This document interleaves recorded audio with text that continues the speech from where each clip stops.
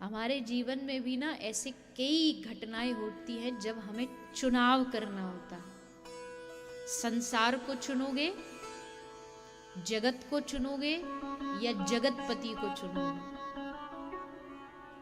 और हम नासमझी में आकर के अक्सर जगत को चुन लेते हैं। एक तरफ कहा जा रहा है वृंदावन चलोगे हमारे संग, वृंदावन का दर्शन करोगे, ब्रज का दर्शन करोगे। दूसरी तरफ दोस्त की बेटी की शादी है। अब चुनना है जगत में और जगदीश में से। हम चूक जाते और जगत को चुन लेते हैं। अरे भाई वृंदावन तो वहीं कहीं जाएगा, थोड़ी बाद में हो आएंगे, अभी तो दोस्त की शादी में जाएंगे। और भगवान बस यही देखते रहते हैं कि जब चुनने की बारी आती है देखता हूं किसको चुनता है।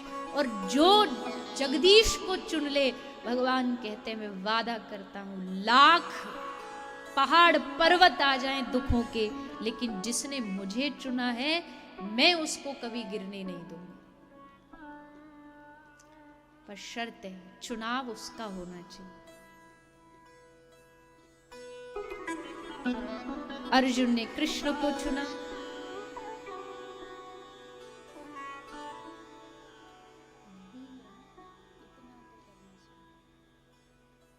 कृष्ण को चुना और उसका प्रताप ये हुआ कि यहाँ आज दुर्योधन निहत्था पड़ा था। अश्वत्थामा आया। अश्वत्थामा ने कहा महाराज क्या दशा बना रखी है आपने, अच्छा भला युद्ध जीत जाते। कैसे जीत जाते? बोले हमको सेनापति बना लेते अपना, हम जितवा देते। दुर्योधन बोला तो देर किस बात की है, आज रात का समय भी बाकी है अभी तो युद्ध के लिए, दिखा क्या कर सकता है तू। चला अश्वत्थामा पांडव शिविर में जाकर के सोते हुए 5 पांडवों के बालकों का सर धड़ से अलग कर दिया। रोती बिलकती द्रौपदी, अर्जुन कृष्ण को लेकर के अश्वत्थामा को पकड़ने गए, रस्सी से बांध के घसीट करके उसको लेकर के आए। द्रौपदी ये देख नहीं पाई क्योंकि दया की मूर्ति है द्रौपदी। ना ना ना स्वामी इसको ऐसे मत मारिए, ये गुरुपुत्र है और एक ब्राह्मण है, ब्राह्मण की सदा पूजा होनी चाहिए, सम्मान होना चाहिए, छोड़ दो।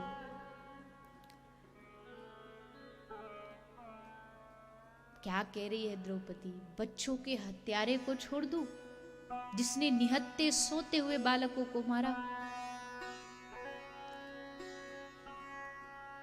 प्रभु ये हमारी गुरु माता का बेटा है, बालक के जाने का क्या दुख होता है मुझसे बेहतर कौन समझ सकता है। मेरे बालक मेरे बच्चे तो चले गए, वापस आने वाले नहीं, पर ये मरेगा तो मैं जानती हूँ हमारी गुरु माता को कितना दुख होगा, इसलिए मैं नहीं चाहती जो कष्ट मैंने सहा वो हमारी गुरु माता सहन करे, इसलिए छोड़ दो। पांडव पक्ष 2 पक्षों में बट गया। एक पक्ष इस बात से सहमत था कि मत मारो और एक पक्ष इस बात पर अड़ा था कि इसको कैसे छोड़ दे, बाल हत्यारे को तो सबके सामने इसका सर धड़ से अलग कर देना चाहिए। अब कौन निर्णय करेगा? अर्जुन ने कहा कृष्ण तुम कहो, तुम्हारा निर्णय आखिरी निर्णय होगा, तुम बोलो क्या करूं मैं। पूरी सभा शांत हो गई कि न्यायाधीश निर्णय करेंगे, सुनो क्या बोलने वाले हैं कृष्ण। और कृष्ण ने क्या बोला? श्री कृष्ण कहते हैं ब्रह्म बंधुर्न हंतव्य आतताई वदार्हना।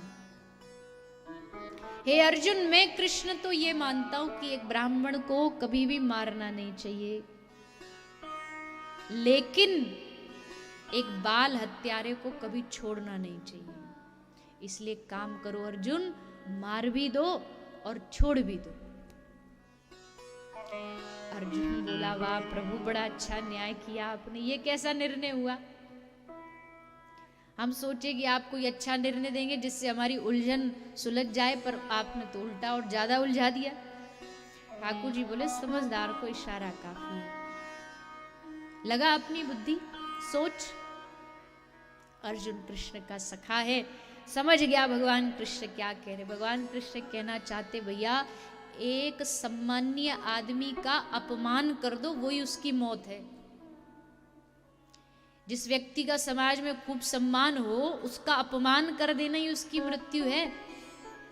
इसलिए इसको मारो मत, अपमानित करके भगा दो। और ब्राह्मण का सबसे बड़ा अपमान क्या होगा? ब्राह्मण की जो पहचान है वो इससे हटा दो, दूर कर दो, छीन लो। और ब्राह्मण की पहचान क्या है? बोलिए। ब्राह्मण की पहचान है गले में जनेऊ, माथे पे चंदन और शिखा, चोटी, ये ब्राह्मण की पहचान है। पहले के युग में एक ब्राह्मण की चोटी काट देना ही उसकी मृत्यु के बराबर होती थी। पर आज जमाना इतना बदल गया, कलयुग ऐसा आ गया, अपनी शिखा बचाने के लिए ब्राह्मण प्राण त्याग देते थे कि प्राण ले लो।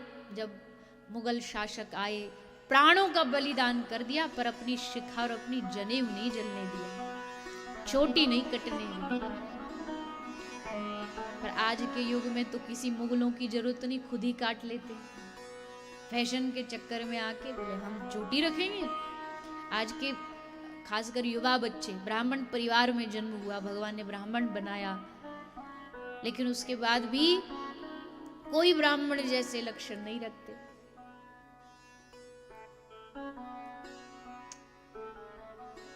चलो अभी ब्राह्मण की बात चल रही इसलिए मैं ब्राह्मण बोल रही हूँ, अन्यथा तो हमारे जितने भी भारतीय संस्कृति की हमारी पहचाने हैं ना, वो सब हमने खुद नहीं नष्ट कर दी।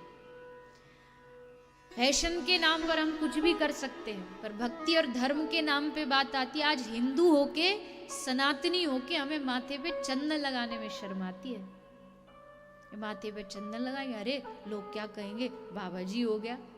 चंदन लगाने से ही बाबा जी हो जाते हैं। गले में कंठी पहन लो तो लोग समझते अब तो बाबा जी हो गया।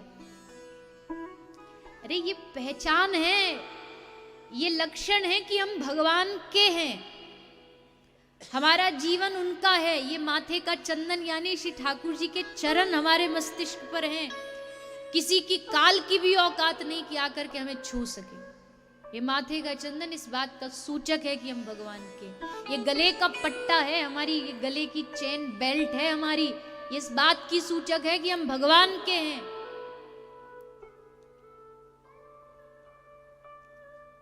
इनको करने में शर्म आती है?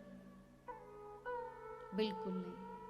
अपने धर्म को बनाए रखने के लिए, अपनी संस्कृति को बनाए रखने के लिए जो हमारे ऋषि महात्मा हमें सौंप के गए हैं उसको कभी भी त्यागिए मत। अगर आप त्याग देंगे तो आगे आने वाली पीढ़ी तो कतई बिल्कुल भी इस ओर नहीं जुड़ेगी। एक तो शिक्षा पद्धति ऐसी बन गई, बड़े बड़े कॉन्वेंट स्कूल, चाहे वो कस्बा हो, गांव हो, शहर हो, हर जगह आजकल एक तो सबको लगता है हम अपने बच्चा को इंग्लिश मीडियम स्कूल में पढ़ाएंगे। इंग्लिश मीडियम स्कूल के मैं खिलाफ नहीं, मैं खुद उसमें पढ़ी तो मैं कैसे खिलाफ बोल दूं। पर बात यह है कि उस स्कूल में रह करके भी आपको अच्छी शिक्षा मिले, कोई बुराई नहीं। आप दुनिया में कदम से कदम मिला के चले, बुराई नहीं। आप अंग्रेजी सीखें, वो भी बुराई नहीं, क्योंकि आपको अगर दुनिया में, मुझे भी अगर दूसरे सभ्यता, पाश्चात्य संस्कृति के लोगों को अगर भक्ति से जोड़ना है तो मुझे भी अंग्रेजी सीखनी पड़ेगी, तब तो उनको अपने धर्म के बारे में बताएंगे। लेकिन क्या उसका मतलब ये है कि हम अपनी जो हमारी मूल धर्म की संस्कृति, हमारी जो भाषा है, उसको हम त्याग दें? और इसका विशेष ध्यान दो ही लोग रख सकते हैं, स्कूल के टीचर्स जो शिक्षक हैं और घर में जो अभिभावक, जो हमारे माता पिता, पेरेंट्स हैं। दो ही इस संस्कृति को बचा सकते हैं मूल रूप से। बच्चों में खासकर, बच्चों में अगर अपनी संस्कृति को बचाना तो दो लोगों की जिम्मेदारी है। घर में माता पिता संस्कार दें, बच्चों को शिक्षा दें, सिखाएं क्यों धर्म करना चाहिए, और ऐसे ही नहीं सिखाएं हवा में उड़ती उड़ती बातें, पूरे लॉजिक के साथ सिखाएं। आजकल के बच्चे ना ज्यादा साइंटिस्ट हो गए हैं, हर चीज में उनको साइंस चाहिए। ऐसा क्यों? क्यों करें 16 माला, 17 क्यों नहीं? भगवान के 56 भोगी क्यों लगते, 57 क्यों नहीं? प्रश्न उनके पास ज्यादा कोई गंभीर नहीं। उनके पास ये प्रश्न नहीं है कि भगवान कैसे मिलेंगे, समाधि क्या, नहीं भाई, ये छोटे छोटे जिनका कोई आधार भी नहीं है, पर वो अपना दिमाग लगाते क्योंकि साइंस ज्यादा पढ़े हैं। हर चीज में लॉजिक चाहिए, तो लॉजिक ढूंढो। किसने कहा हमारे धर्म में लॉजिक नहीं है? पर उसके लिए तो हमको थोड़ा सा ग्रंथ जो घर में पड़े पड़े मिट्टी धूल चाट रहे हैं उनको पढ़ना पड़ेगा। भागवत जी पढ़नी पड़ेंगी, श्रीमद् भगवत गीता पढ़नी पड़ेगी, रामायण पढ़नी पड़ेगी, तब तो लॉजिक समझेंगे धर्म का।